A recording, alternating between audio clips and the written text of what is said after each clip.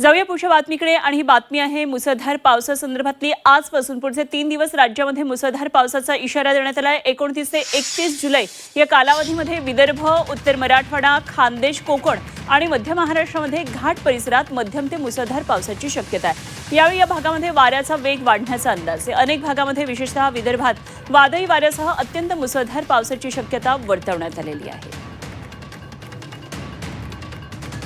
तर नागपूरमध्ये परिस्थिती पाहूया। आज नागपूरमध्ये शाळा महाविद्यालयांना सुट्टी जाहीर करण्यात आली आहे। शहरामध्ये काल झालेल्या मुसळधार पावसामुळे अनेक भाग जलमय झाले होते।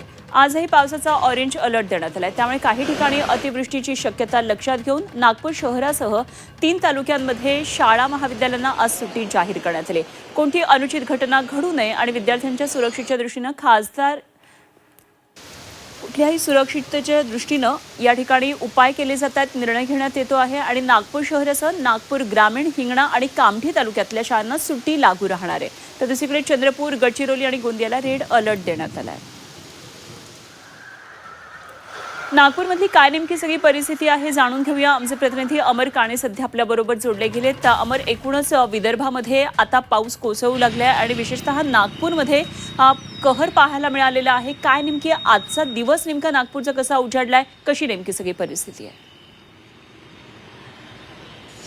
अनुपमा, खरं तर चित्र कसं पालटतं बघ। काल 12 वाजेपर्यंत पावसाची मोठी तूट होती, पण 12 नंतर नागपुरात असं काही चित्र पलटलं। अतिशय धुवाधार पाऊस झाला।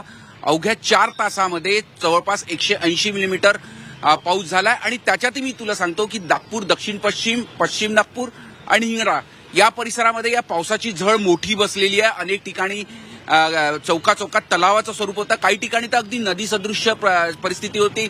सोनेगाव विमानतळाकडे जाणारा मार्ग बंद होता आणि प्रतापनगर, बेसा, मनीष नगर हे शहराचे जे भाग होते तिथे मोठ्या प्रमाणात पाणी साचलं होतं। अनेक शाळाच्या प्रांगणांमध्ये पाणी साचलेलं होतं आणि त्यानंतर प्रचंड असं रेस्क्यू ऑपरेशन सुद्धा चालवावं लागलं आणि मोठं असं नुकसान लोकांचं झालं। आजची परिस्थिती अशी आहे की आजही ऑरेंज अलर्ट देण्यात आलाय। सकाळपासून पावसाने उसंत घेतलेली दिसून येत आहे, पण माझ्या मागचा मी तुला ब्रिज दाखवतो। हा नरेंद्रनगरचा पूल आहे।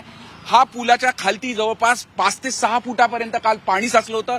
अक्षरशः एखादी कार बुडेल एवढी अशी परिस्थिती, एवढं पाणी इथे साचलेलं होतं। त्यानंतर आज मात्र जवळपास नागपुरात कुठे पाऊस नाही, पण विदर्भात आज अलर्ट देण्यात आलेला आहे। खास करून गडचिरोली, चंद्रपूर आणि गोंदिया या 3 जिल्ह्यांना रेड अलर्ट आता देण्यात आलेला आहे। तर नागपूर, वर्धा या जिल्ह्यांना जे आहे ते ऑरेंज अलर्ट देण्यात आलेला आहे। त्यामुळे अजूनही पावसाची शक्यता हवामान विभागाने व्यक्त केलेली आहे। पण काल 4 तासात ज्या पद्धतीने पाऊस पडला, मोठ्या प्रमाणात महापालिका प्रशासनाची जी पोलखोल झालेली आहे की नाले स्वच्छता आणि इतर काही गोष्टी ज्या वारंवार दावे करण्यात येतात, पूर्णपणे पोलखोल झालेली आहे। सगळ्यात महत्त्वाचं म्हणजे मुख्यमंत्र्यांनी सुद्धा या संपूर्ण परिस्थितीचा आढावा घेतलाय आणि आज सुद्धा ते नागपुरात आहे।